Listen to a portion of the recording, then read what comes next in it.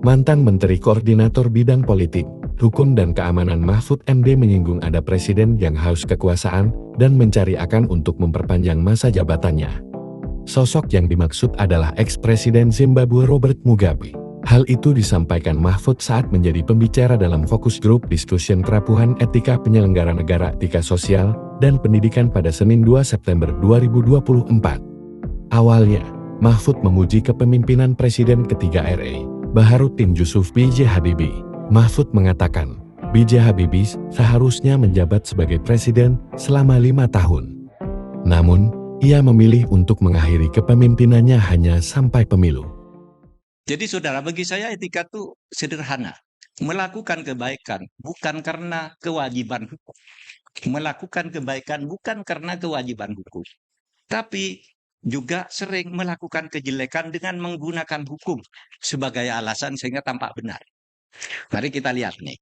Pak Habibie itu melakukan kebaikan bukan karena hukum. Misalnya begitu beliau terpilih sebagai presiden, menggantikan Pak Harto, apa yang diumumkan pertama?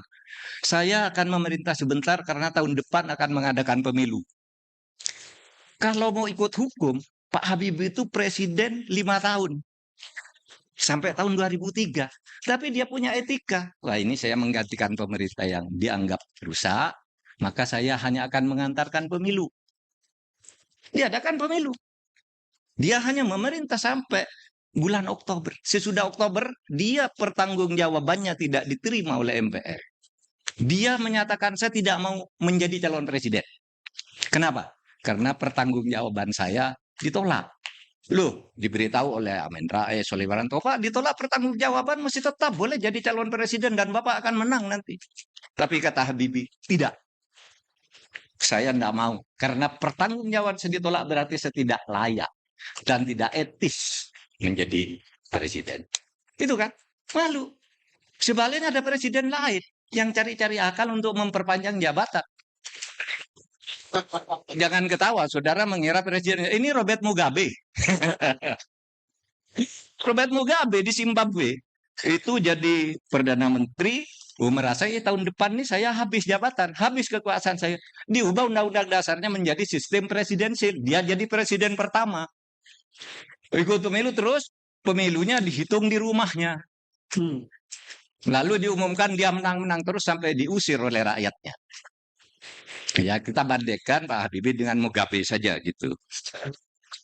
Biar pulangnya aman. Baik, berikutnya. Ini. Mengapa ini terjadi? Ini menurut saya begini.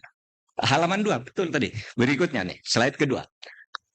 Karena Pancasila itu hanya ditakuti sebagai dasar negara, bukan selain dasar negara. Download Tribun X sekarang. Menghadirkan lokal menjadi Indonesia.